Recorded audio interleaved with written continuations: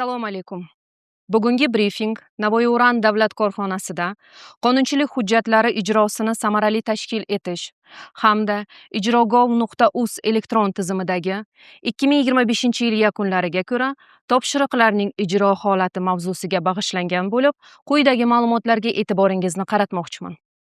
O'zbekiston Respublikasi Prezidentining 2025-yildagi 117-sonli farmoni hamda 2021-yildagi 5132-sonli qaroriga muvofiq ijro intizomini yanada mustahkamlash va 2025-yildagi ustuvor vazifalar ijrosini ta'minlash bo'yicha topshiriqlarning kunbay tahlili tasdiqlangan kalendar grafiklar asosida olib borilmoqda. 2025-yilning yakunlariga ko'ra ijrogov.uz ijro intizomi idoralar aro yagona elektron tizimida Navoiy Uran davlat korxonasi mas'ul etib belgilangan barcha topshiriqlar ijrosi to'liq ta'minlandi. Muddati o'tgan topshiriqlar mavjud emas.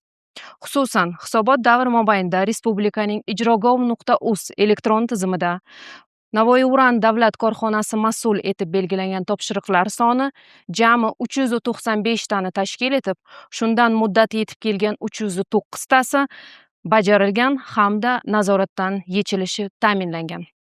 Korxonaning ijro navoiyuran.uz ichki tizimiga boshqarmaning 301 nafar hamda tarkibiy bo'linmalarning 928 nafar rahbar va xodimlari to'liq ulangan bo'lib, korxonada tizimli ravishda hujjatlar ijrosi bo'yicha nazorat o'rnatilgan. Ijro navoiyuran.uz elektron tizimi orqali jami yuqori turuvchi tashkilotlarning 2000 ta topshiriqlari nazoratdan yechilishi ta'minlangan. Bundan tashqari, korxona rahbariyatining ichki buyruq hamda farmoyishlari soni 480 tani tashkil etdi. O'zbekiston Respublikasi Prezidenti va administratsiya rahbari hujjatlarida hamda Vazirlar Mahkamasi qarorlarida belgilangan topshiriqlar ijrosini ta'minlashda yo'l qo'ygan kamchiliklari sababli 9 nafar rahbarga nisbatan intizomiy jazo choralari qo'llanilgan. Bundan tashqari, hujjatlar ijrosida har bir rahbar xodimni mas'uliyatini oshirish maqsadida rahbariyat nomiga 12 ta bildirgi kiritilgan hamda tegishli mas'ul ijrochilarga 40 ta ogohlantirish xatlari yuborilgan. Qonunchilik hujjatlari ijrosini samarali tashkil etish maqsadida ijrogov.uz elektron tizimidagi topshiriqlarning amalga oshirish mexanizmlari muhokama etish yuzasidan hisobot davr mobaynida har hafta yig'ilishlar o'tkazilib, 21 ta bayon tasdiqlangan. 2026-yildagi ustuvor vazifalar ijrosini ta'minlash hamda tizimli ravishda qonunchilik hujjatlari ijrosini nazoratini kuchaytirish maqsadida quyidagi ishlar amalga oshirilishi belgilandi.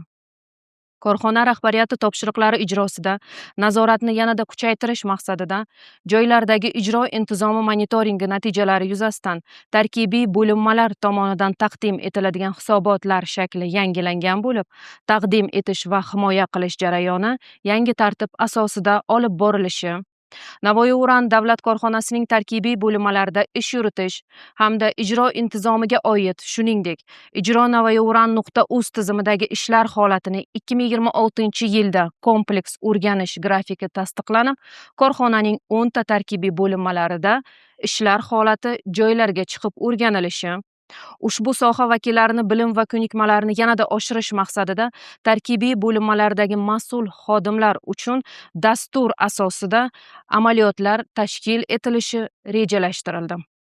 Shu va boshqa istiqboldagi tegishli ishlar hujjatlar ijrosini nazorat qilish va muvofiqlashtirish xizmatining 2026-yilga mo'ljallangan shaxsiy ish rejasiga kiritildi. Qisqacha hisobotim shulardan iborat edi. E'tiboringiz uchun rahmat.